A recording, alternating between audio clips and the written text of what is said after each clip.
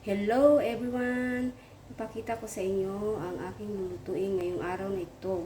Ito po ang aking lulutuin, chicken, sweet and sour.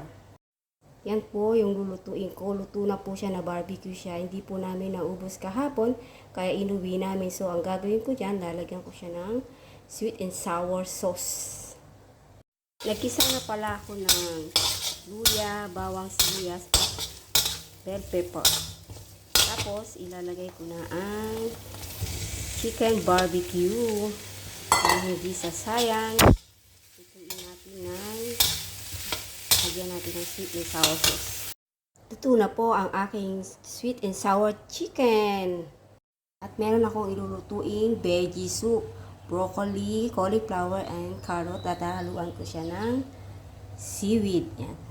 Thank you for watching.